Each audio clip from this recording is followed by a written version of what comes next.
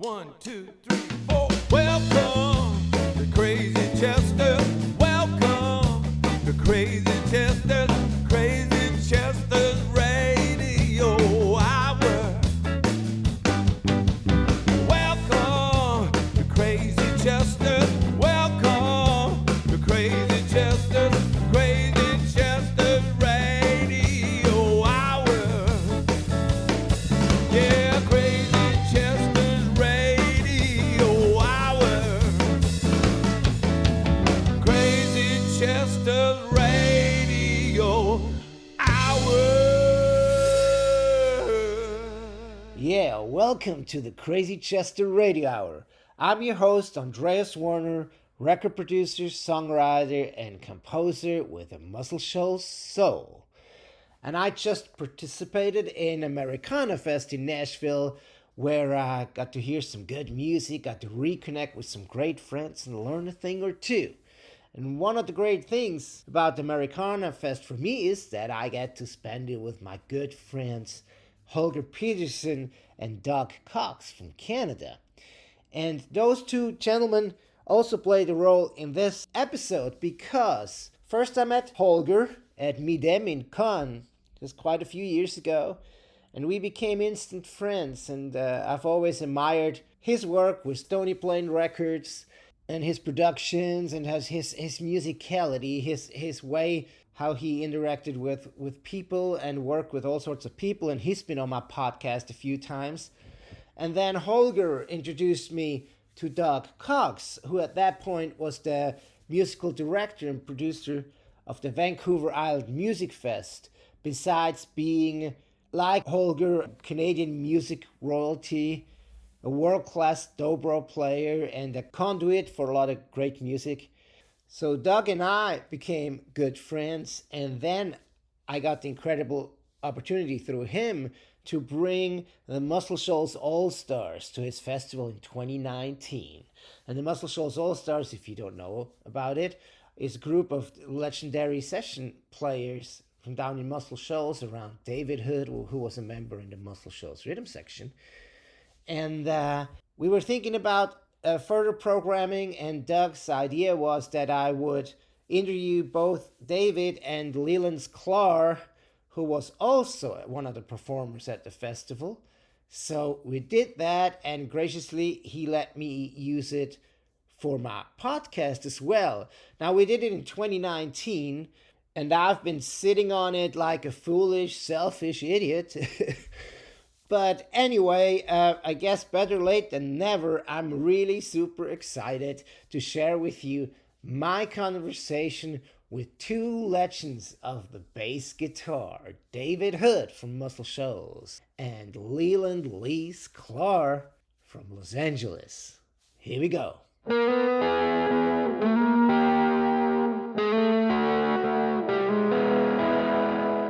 Well, I'm as excited as all of you are to be sitting between these two giants of the bass guitar. And as the title of our discussion says, we should have all bases covered today for sure. And I would like to kick this off real quick, but the more that I want them to encourage is to kind of ask each other and kind of complete each other's sentence, because both of them have very, very similar experiences in very different geographical areas. Yeah. So, and then I want to encourage you to participate too towards the end. Anyway, and I would like to introduce you first, real quick, founding member of the Muscle Shoals Rhythm Section, more recently also known as the Swampers, and heard on many of the greatest records coming out of Muscle Shoals. You've heard them all on the radio. Ladies and gentlemen, please welcome to the Crossroads stage, David Hood. Thank you very much. I'm happy to be here.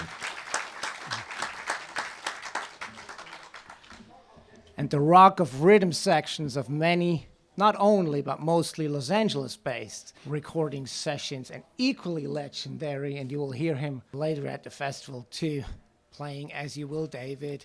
Please welcome Leland Sklar.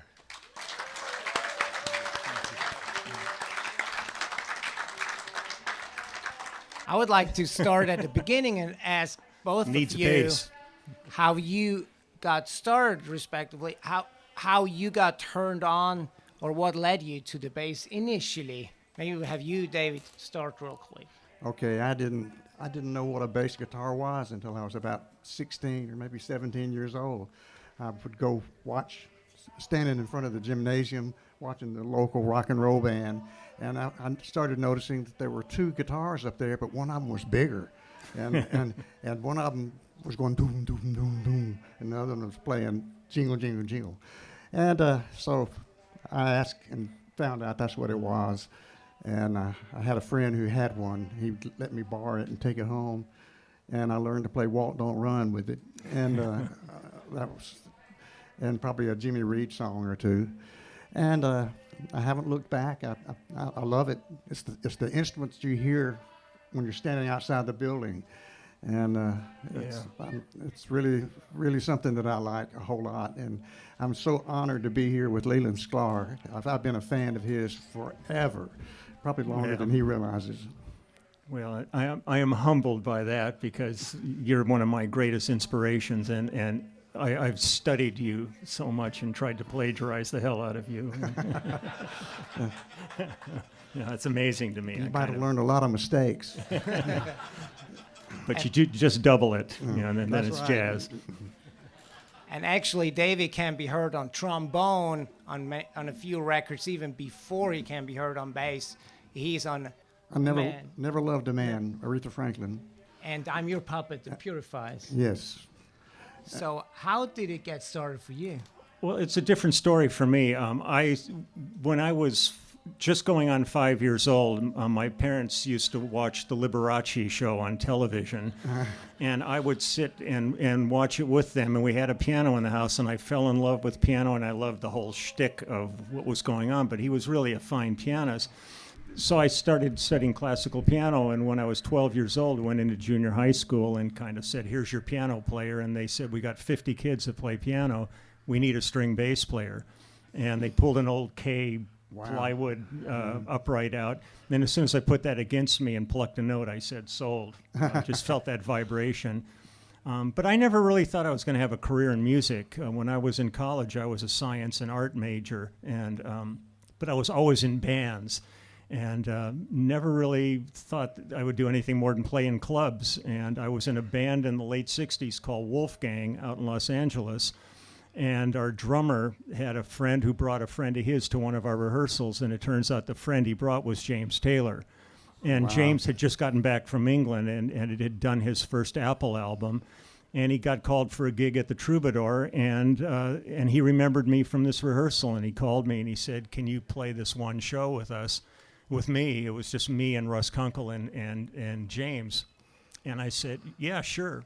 And I'm still on that gig, basically. I mean, it kind of just, yeah. So it was real happenstance. It really never directed myself towards a career like this is what I'm going to do.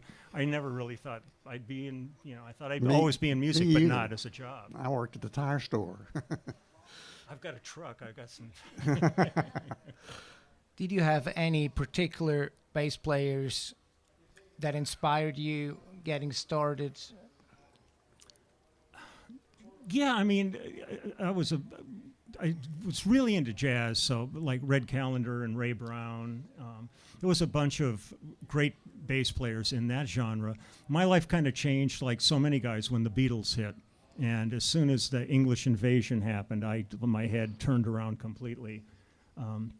But David and Bob Babbitt and Jamerson. I mean, I listen to everything. To me, you really need to be a sponge and take it all in, because every time you hear somebody, you can glean some kind of information out of their playing that you can try to, capitalize on, or you tuck it away in your Rolodex, and suddenly a song comes along and you go, God, I remember that part I heard years ago, and it fits. So Yeah, you're kind of sucking it in, sponging it in, I guess, just subconsciously, and then you end up using it on something that you happen to be working on. And my career has mostly been recording rather than live shows.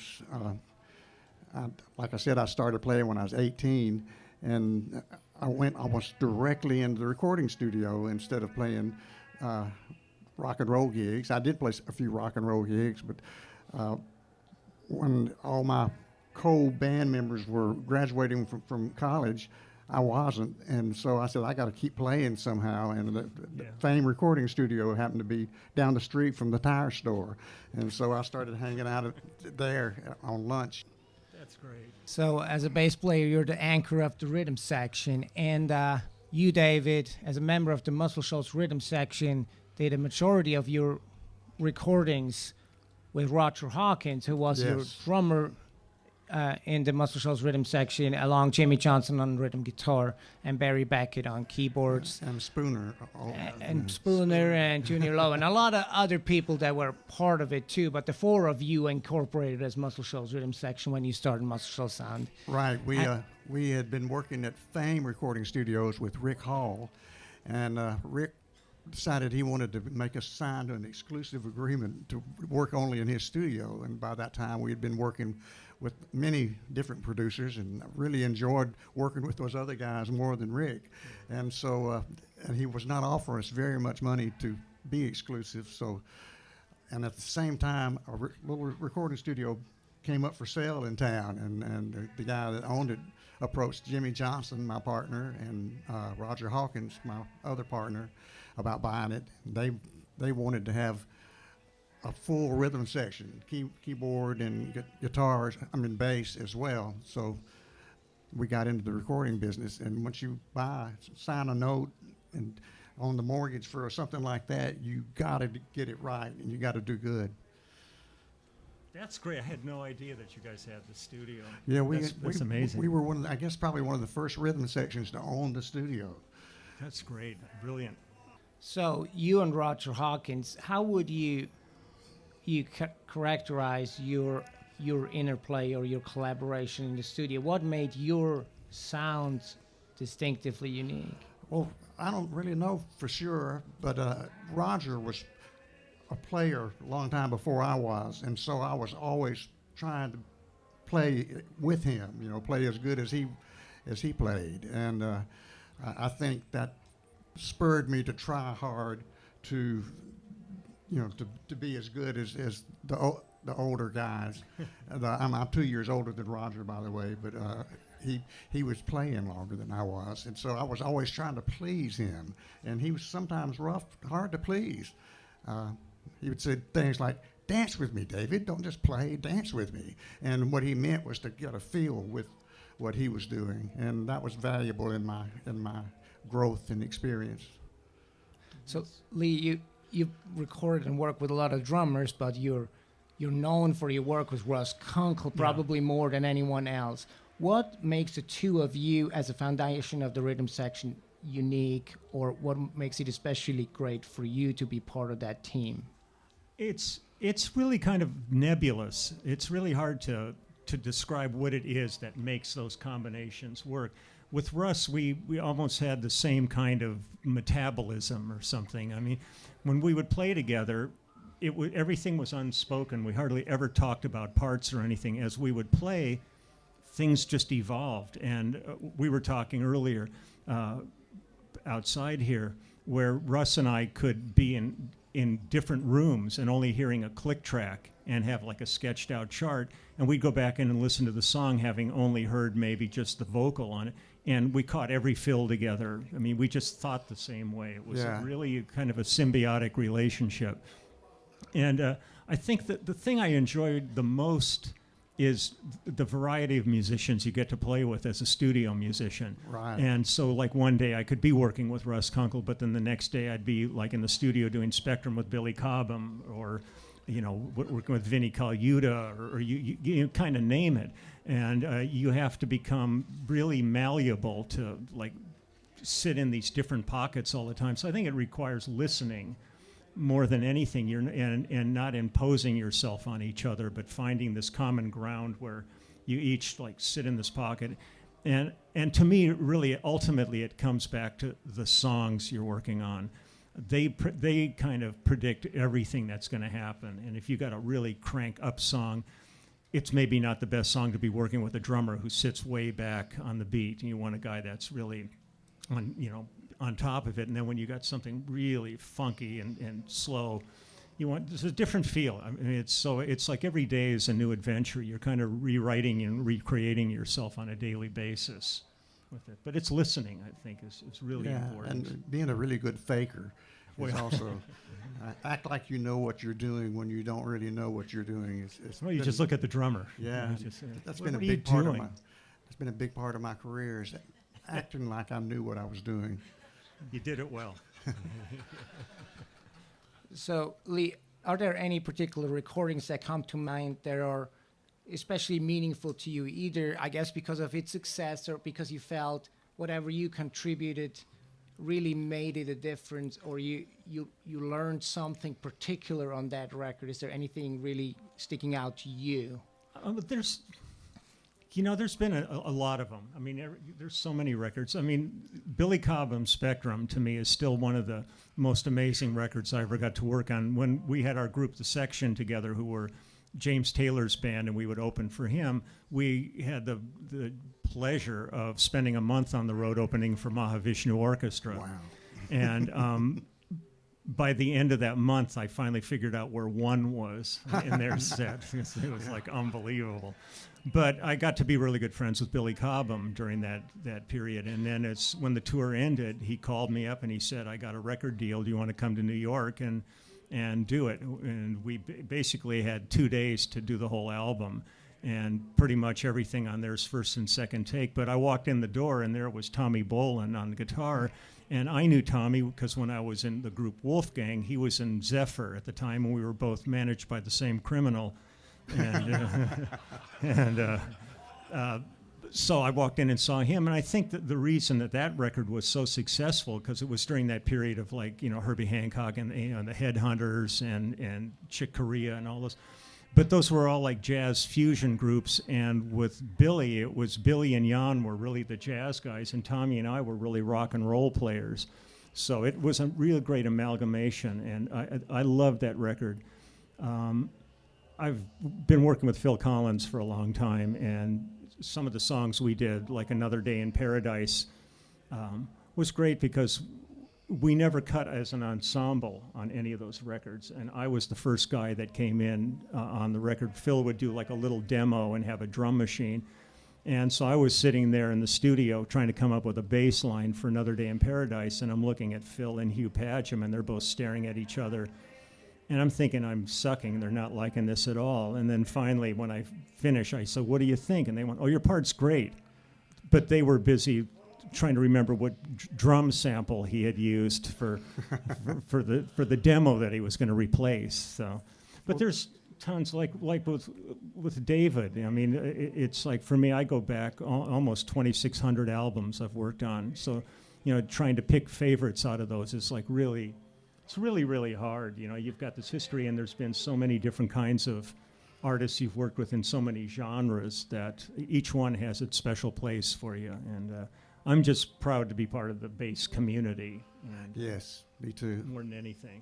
And I have to ask you, because I thought about it last night, did you work with someone named Casey Kelly? Oh, yeah, I worked with I Casey. think that's the first time I ever was aware of who you were, and that album just blew me away. He was a really good artist. Yeah, is he still around? Yeah, he moved down to Nashville, I think, or somewhere. I mean, he left L.A., Well, that was my first Leland Sklar experience, I guess. Well, I'm so happy we shared that together. Now, one thing for me was I'm a real road dog, where, like David says, he spent most of his time in the studio. I love touring, and so I try to mix it up as much as I can and spend I've been on the road every year now for 50 years, and wow.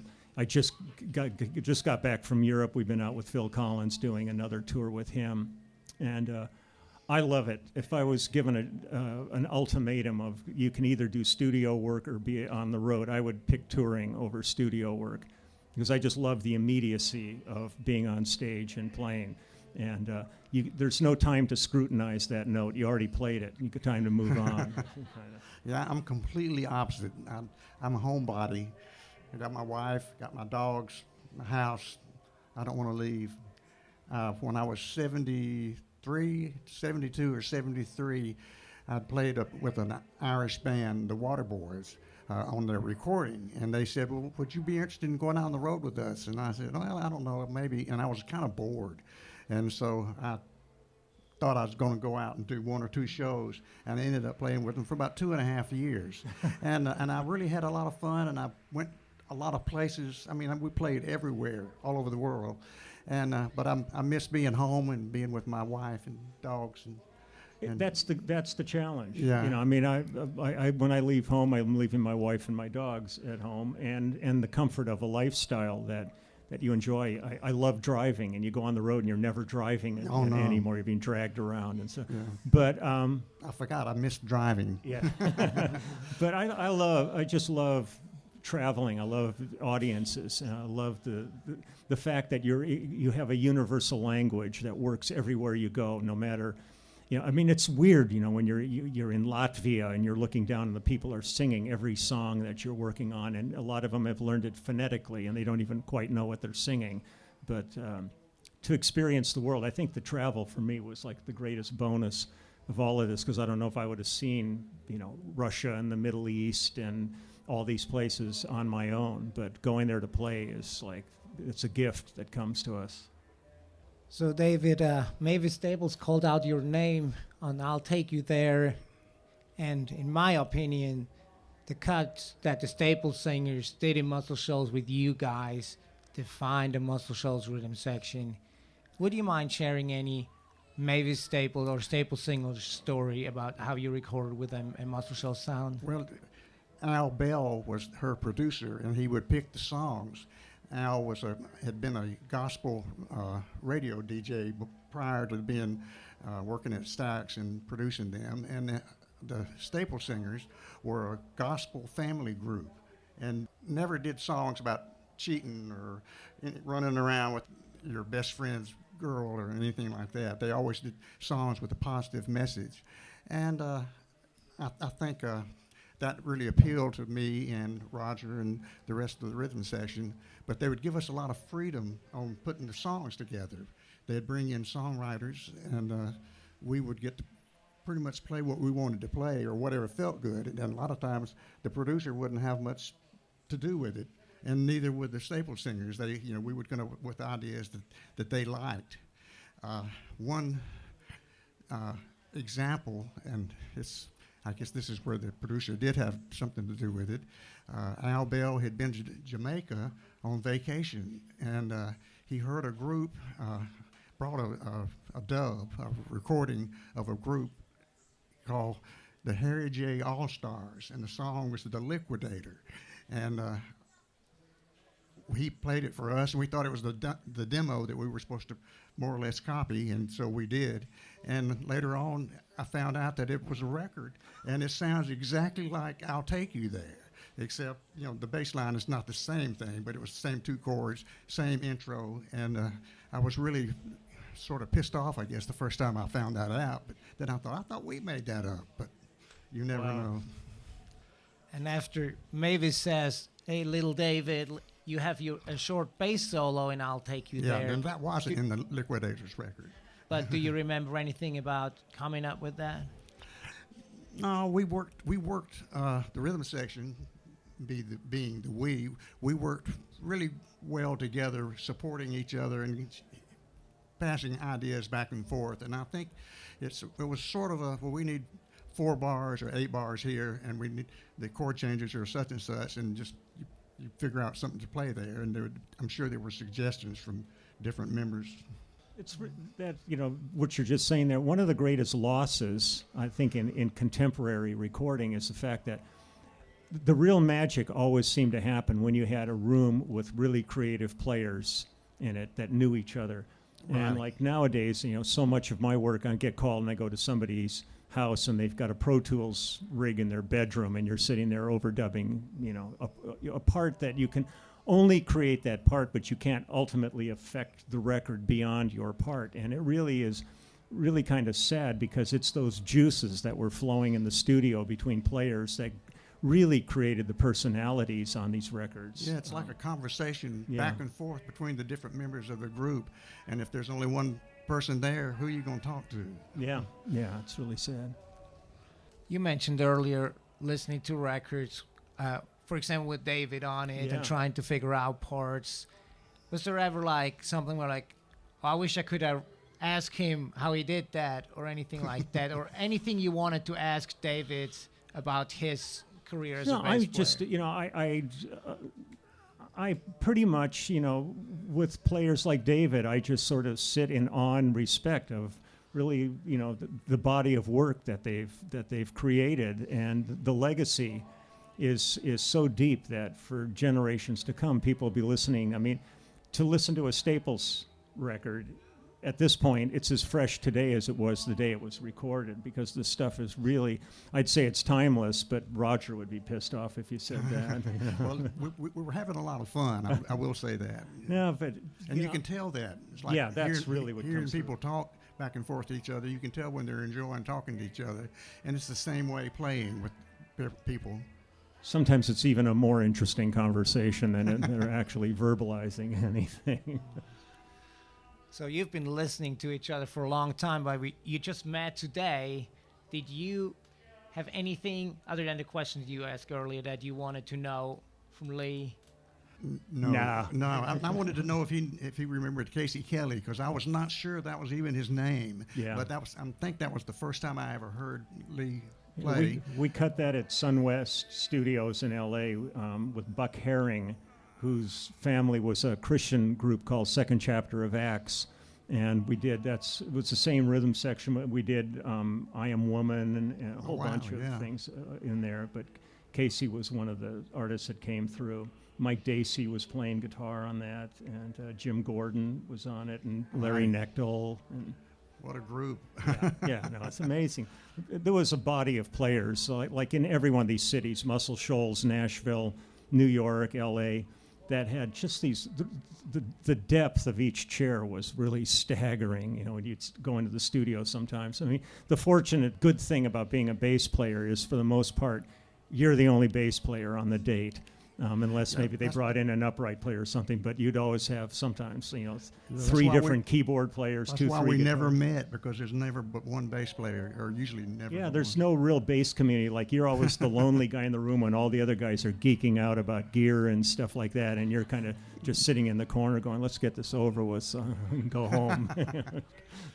I'm sure many of you have their own questions you would like to ask. In order that everyone can hear that, would you mind just coming up here, and I'll hand you the microphone. I'll kind of call you in and hand you the microphone so everyone could hear that, whoever's interested, and we'll Please kick it ask off. questions. Absolutely. Well, nice meeting you anyway. So you were talking about gear, and I know bass players often, they're really crazy about gear. So how many bass you own? Or you just have one? Well, I have many, but I play one usually. I started on a 61 Fender jazz bass, and it was stolen when I was playing with Traffic in 1973. And after that, I started searching for the perfect bass that I could replace it with, and I never did replace it until a few years ago. I was at a NAMM show, like you were talking about. The Lakeland people gave me a pink copy. It's the Joe Osmond model jazz bass, and it's an exact copy of my 61 jazz bass, the way it feels, That's the way great. it plays. And so I play it more than anything else, and I didn't want it because it was pink. Yeah, I'm not a big collector. I've got a number of basses, but I've ended up giving a lot to charity causes and things for auctions. I've been using a Canadian bass now for the past. I've been working with Dingwall for about 16, 17 years now. And but my first real bass, I had a a melody bass was my first bass, a Japanese bass.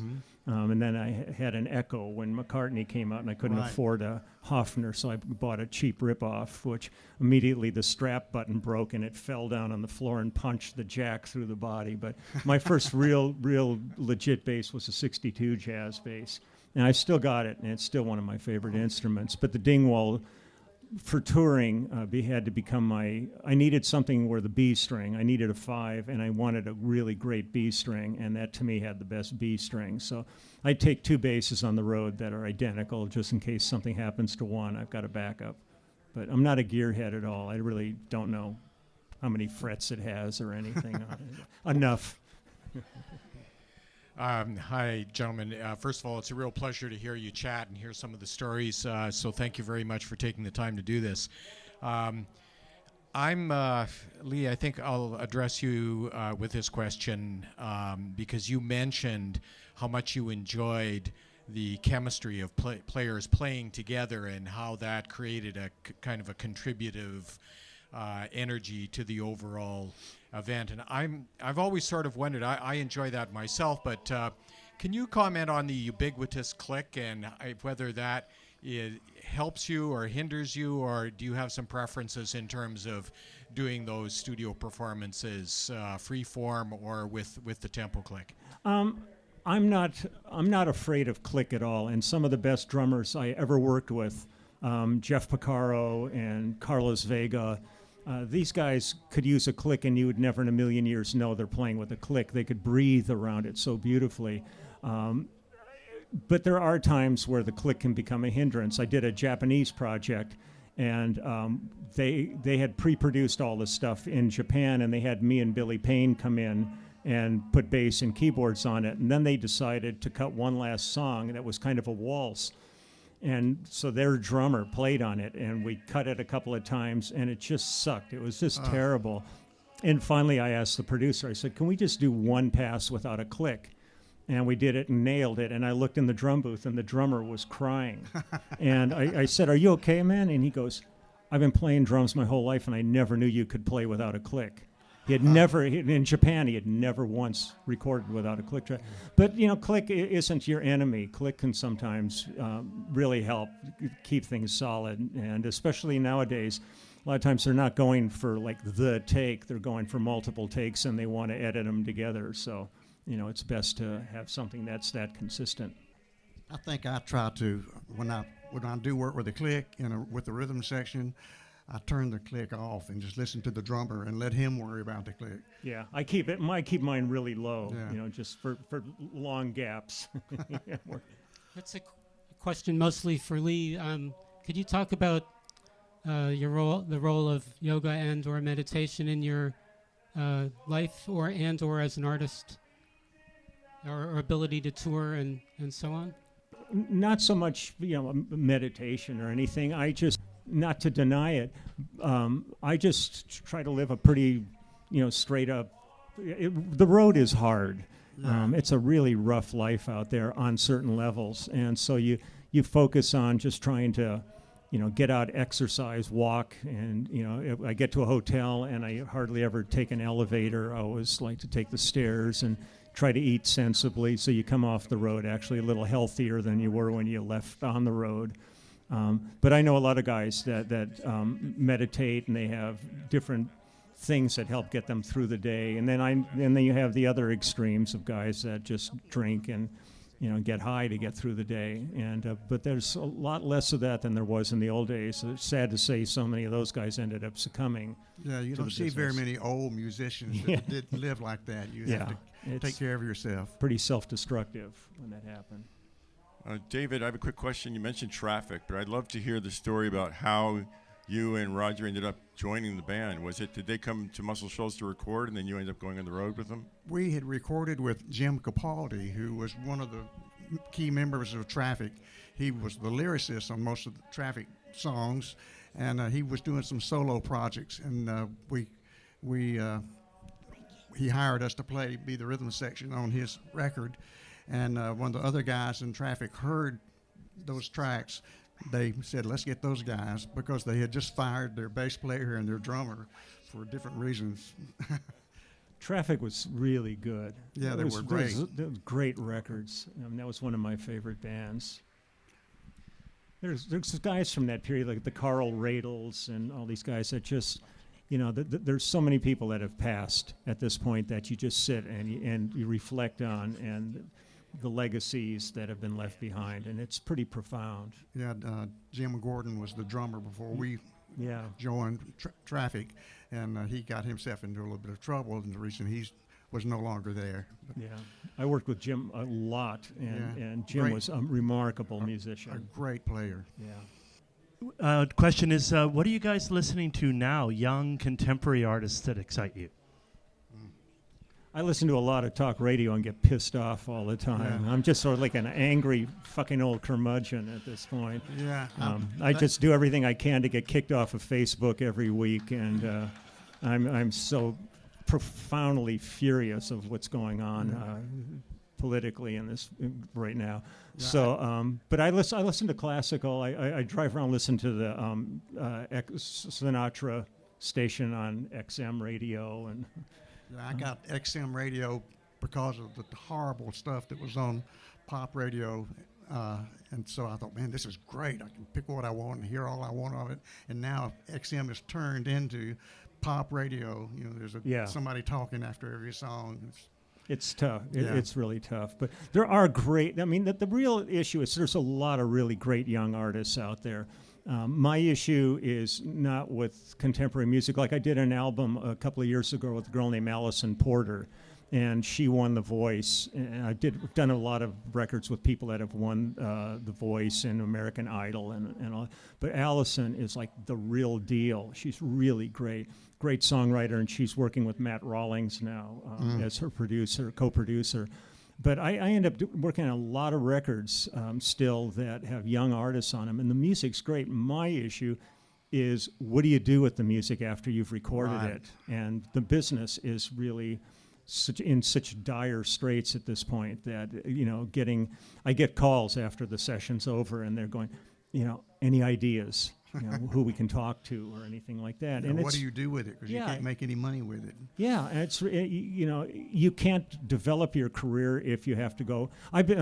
Maybe like David after the tire store. I worked making filters for swimming pools and ran offset printing presses and stuff to pay my way through college and stuff.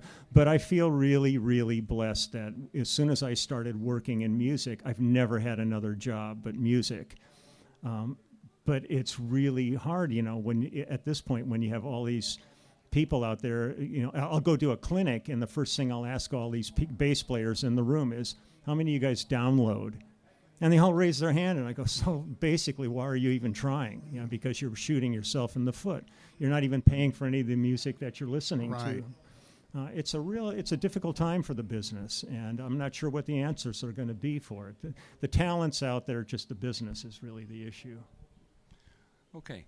Hi, Dave. I was just wondering if you can talk about the difference between playing with someone like Traffic and playing with someone like Paul Simon. And I'm assuming there's a difference because Traffic was kind of a jam band, and it's... I heard a difference, but can you talk about that? Well, the Traffic, the main artist, the main creative force was Steve Winwood. We were a wonderful musician, and he's. I don't think Paul Simon is any better musician than Steve Winwood, and that's what I think about that. They're really no different. Good music is good music, and bad music is bad music. It's the people you work with, I think, and you picked two really good ones with Paul Simon and Steve Winwood. Oh, thanks for coming. Enjoyed it very much. But I'm just wondering what the approach when you go to the studio. Do you like to hear the song and chart out the songs, or you just like going in and just hearing the song for the first time? I rarely hear anything before we're in the studio. Nobody ever sends anything. And my biggest fear is they say, can we get together and rehearse before we go in the studio? Because chances are you're going to blow all the creative juices at the rehearsal, and then you're set up in a little room and you can hear each other perfect and it feels great. And then you go in the studio and they start ISOing off amps and stuff, and suddenly it doesn't feel as good. So for me, I'd rather just get in the studio and I'll hear it for the first time. And rarely do I know what I'm going in for. It could be a movie, a commercial, a funk project, a country project, and you just kind of fly by the seat of your pants and go for it, whatever it is. That's the fun part about it. Is you surprise yourself with playing something that you don't know. I do like to have a chord chart beforehand, but I don't have to hear the song. Yeah, I mean, if they can get you a chord chart in advance so you don't have to chart it yourself is great, because sometimes your juices are spent just charting it as compared to if you can sit down and look at an outline from the get-go. It's great. And one of the best things about studio work to me is I love going in and seeing faces in there I've never met.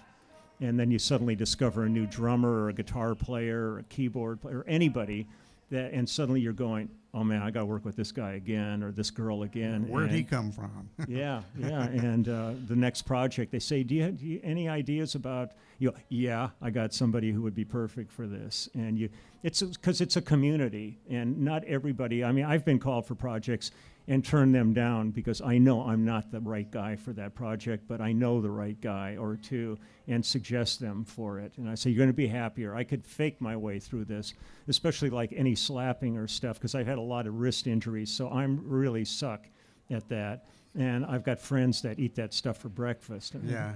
Call them. It'll be great. You'll be happier. Rob would like to know if you had any advice for young and upcoming bass players. Look for another job. Yeah.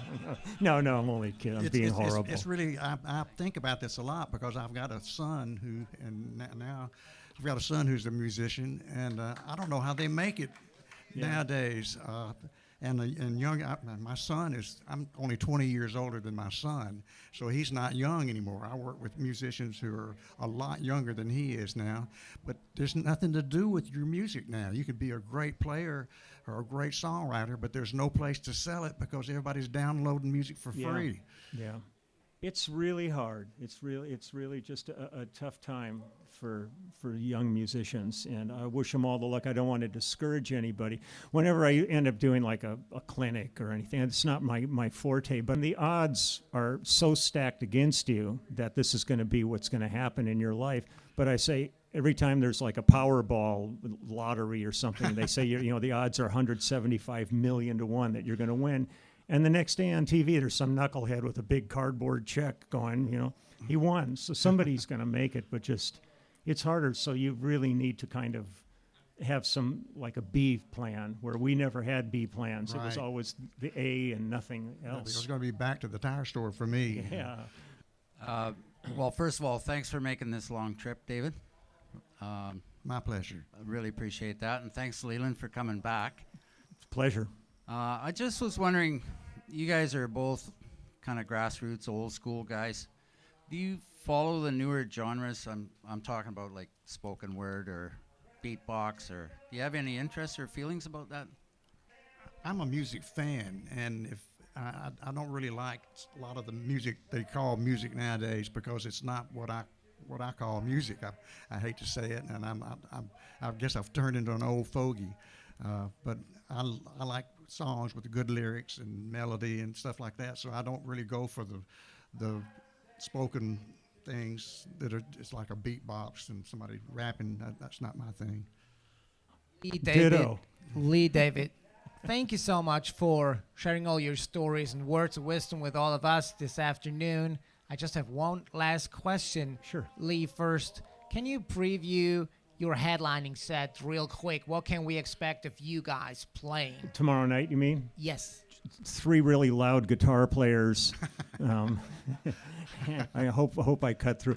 Oh no, we've got this band we call the Immediate Family, and we're playing at 6:15 on the big stage, I guess, tomorrow night. And it's Waddy Wachtel, Danny Korchmar, myself, Steve Postel. And normally it's been Russ Kunkel, but Russ is out with Lyle Lovett right now. So we have Jimmy Paxson playing with us, who was playing with Stevie Nicks. And we kind of book ourselves as a cover band that only plays originals. And it's all the stuff like Cooch wrote a lot of songs with Don Henley, like Dirty Laundry and All She Wants to Do Is Dance, and wrote songs with Jackson. And Waddy did a lot of stuff with Warren Zevon, so we do Werewolves of London and all these songs. But we do them the way we want to do them. So it's an absolute joy to be on stage and look across at guys you've been playing with for half a century and still love playing with them and still love hanging with them. So we'll be up there, but the bane of my life is guitar players that go, "Oh, I gotta have it that loud. It's my sound, man. I just can get a smaller amp and get your sound." So I stand back there just gritting my teeth in pleasure. So Lyle Lovett stole 2 of our Muscle Shoals horns players as well. So I guess we just have to book Lyle next time too, and we can all do it together. Yeah, just let him know ahead of time when the festival is, and then he'll book his tour around that. David, can you share a few words about our show tonight? Well, it's sort of a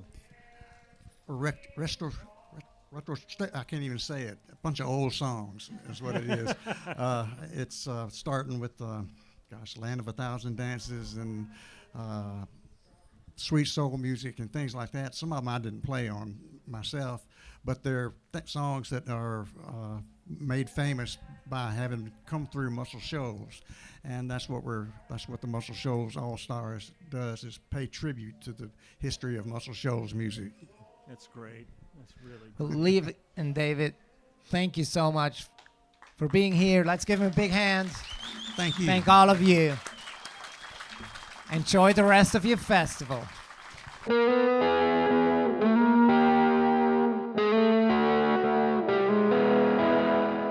And that was my conversation with Leland Sklar and David Hood at Vancouver MusicFest 2019.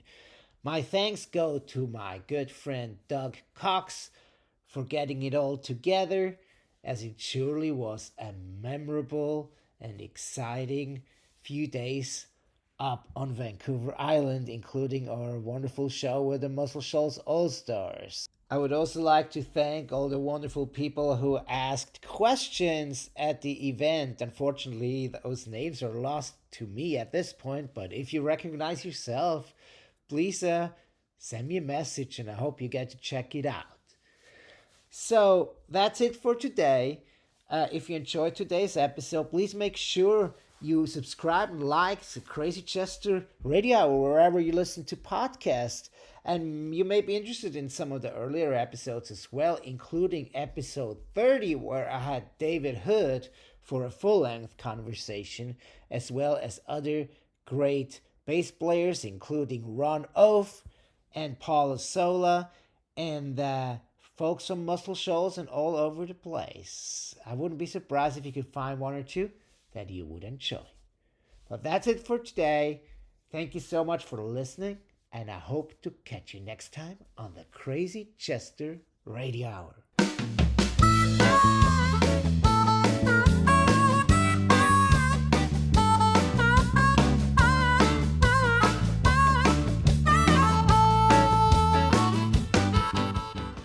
Crazy Chester Radio Hour was created and produced by me, Andreas Werner, producer, songwriter, composer with a Muscle Shoals heart.